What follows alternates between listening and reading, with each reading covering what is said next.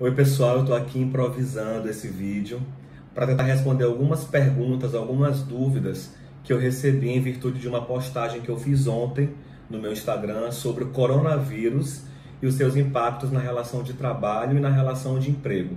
Obviamente o espaço que o Instagram dá e o objetivo dele é apenas textos mais curtos, mais objetivos, e a gente não consegue esgotar tudo por lá. Por isso eu não consegui ser muito didático e muito explicativo nas informações que eu trouxe ontem. E vou tentar aqui trazer algumas coisas importantes que as pessoas têm perguntado e que é importante saber para que a gente consiga exercer os nossos direitos, os nossos deveres da forma correta. O coronavírus é uma pandemia e mexeu com a rotina de todo mundo, né? Muitas lojas fechando, serviços sendo suspensos, enfim, tudo isso altera a dinâmica de trabalho e a gente precisa saber como aplicar isso nas relações de emprego, né? Então, de início, já começo logo falando sobre a Lei 13.979, é uma lei que foi publicada agora em fevereiro desse ano.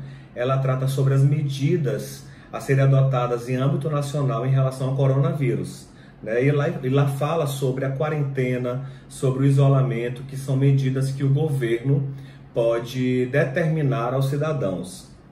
E nessa lei, ela fala que aquelas pessoas que sejam forçadas, né, sejam compelidas a ficar em quarentena ou isolamento, obviamente essas pessoas precisarão faltar aos seus trabalhos, né? E a lei, ela fala que essas pessoas submetidas à quarentena, a isolamento, por faltarem aos seus trabalhos, terão as suas faltas justificadas, ou seja, o empregador não poderá efetuar descontos no salário desses empregados. Mas isso aqui, gente, se trata apenas dos empregados que estão adotando as medidas de quarentena e isolamento ordenadas pelas autoridades, tá? Então esse é um caso específico que a lei trouxe.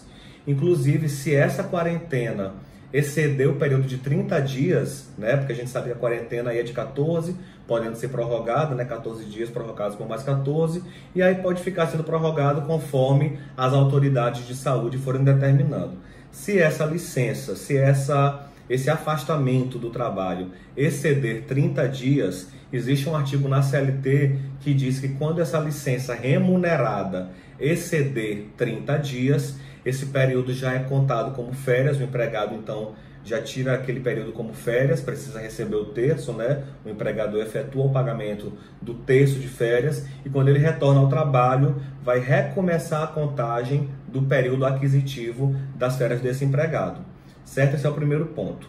Como ele é muito específico e aí vai variar da necessidade de haver quarentena ou isolamento, a gente precisa falar sobre os assuntos e os casos que não estão inseridos nesses casos da lei, né? E o que tem se falado muito hoje em dia é sobre o home office, né? O home office, que muita gente se confunde aí com o teletrabalho, são coisas diferentes, apesar de muito parecidas. O home office é você trabalhar em casa, né? Você executa o seu trabalho no seu domicílio como se no trabalho estivesse. O home office, você cumpre a jornada de trabalho que você cumpria lá dentro da empresa. Então, quem trabalha 6 horas continua trabalhando 6 horas, quem trabalha 8 continua trabalhando 8 horas e assim sucessivamente.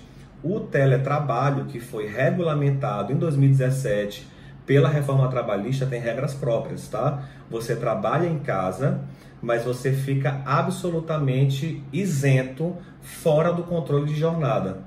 Por isso, a diferença entre home office e teletrabalho. A lei fala que o teletrabalho pode ser dado a qualquer trabalhador.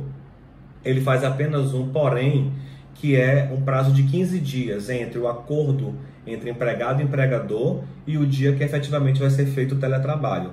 Precisa ter 15 dias aí entre a assinatura desse acordo e o começo do teletrabalho. Como estamos em tempos diferentes e tempos difíceis, tem se discutido que esses 15 dias podem ser deixados de lado devido à força maior que a gente tem vivido. Então, pode empregador e empregado hoje celebrarem um acordo individual escrito para um teletrabalho que se inicia amanhã. Assim tem caminhado o entendimento aí da maioria das pessoas que mexem com o direito do trabalho, tá? O home office é muito tranquilo, você trabalha em casa, se submete à jornada de trabalho, ao controle e tudo mais, igual aconteceria com você no seu trabalho, tá? Esse é o primeiro ponto. Existe um outro ponto, que é o empregador decidir dar férias coletivas. Então, o empregador pode decidir, hoje, observando a baixa movimentação, faturamento, até para resguardar o direito dos seus empregados e a sua saúde também, decretar férias coletivas. E aí muitos acham polêmica essa medida porque é uma surpresa, ninguém se programou, né? Mas o empregador ele pode fazer a determinação de férias coletivas, também há um prazo na lei, né, de comunicação de 30 dias e de 15 dias para o Ministério da Economia e para o sindicato, mas assim como o teletrabalho, aqui o raciocínio se aplica. Dada a força maior, a situação única que temos vivido, esses dois prazos de 30 e de 15 dias podem ser deixados de lado em nome desse período delicado que temos vivido. Obviamente, por se tratar de férias coletivas, o empregador deve pagar o adicional, o terço, né, de férias, antes da entrada de férias do empregado. Tá? Esse pagamento ele precisa ser feito antes da entrada de férias dos empregados. Um outro ponto é a questão do banco de horas. Se o empregado tem banco de horas e a empresa decidiu fechar, né, e não quer que o empregado trabalhe em home office ou em teletrabalho, não quer adotar férias coletivas, ele pode usar o saldo desse empregado para compensar com as ausências dele. Então ele pega o banco de horas, vê o saldo, o crédito daquele empregado e o empregado falta compensando essas horas que ele tinha de crédito. E se o empregado não tiver horas de crédito, pode ser feito o contrário, ele faltar por decreto da empresa, a empresa resolveu fechar, não quer que ninguém trabalhe em casa, ele pode ficar em casa durante o período determinado pela empresa, 14 dias, 15 dias, 20 dias, e as horas ficarão sendo devidas ao empregador. Quando o empregado volta a trabalhar, ele começa a pagar, trabalha a sua jornada normal, e ao final ele vai pagando 2 horas extras por dia, existe previsão legal para isso, o artigo 61 da CLT, e o empregado vai 2 horas por dia trabalhando a mais para compensar as horas que ele ficou em casa, né, por conta da quarentena obrigatória, aí determinada pelo empregador. E esse artigo fala que podem ser exigidas até 2 horas, né, por até 45 dias. Então, também pode ser feito esse banco de horas usando o crédito ou ficando débito para ser compensado. O importante é que empregado e empregador entrem num consenso, não haja prejuízo ao empregado, né, porque ele precisa receber o salário, é verba alimentar, as contas continuarão chegando, as dívidas e os compromissos continuarão existindo. É importante que o empregado tenha uma tranquilidade para que ele passe esse período aí de turbulência, digamos assim. Obviamente, por ele estar afastado do trabalho, ele não está indo trabalhar fisicamente na empresa, fica dispensada a concessão de vale-transporte. Então, o vale-transporte, nos períodos em que o empregado não irá trabalhar presencialmente, poderão ser suspensos, certo? Um outro ponto interessante, que aí cabe não só no coronavírus, mas em qualquer tipo de afastamento por motivos de saúde, é que o atestado médico, gente, ele não é preciso, não é obrigatório constar o CID.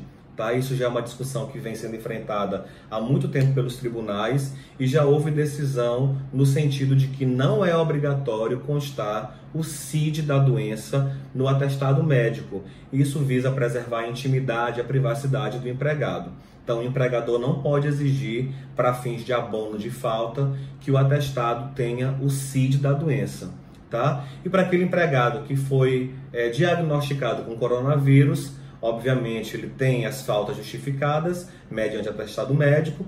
Se as faltas forem até o 15º dia, o empregador responde por esses salários. Se passar de 15 dias, o INSS responde, assim como é o caso de qualquer enfermidade sofrida pelo empregado. Tá? No mais é isso, tentei ser o mais resumido possível, espero que tenha tirado algumas dúvidas de vocês e estou à disposição para tirar outras que eu não tenha conseguido tratar aqui nesse vídeo, tá? Até a próxima!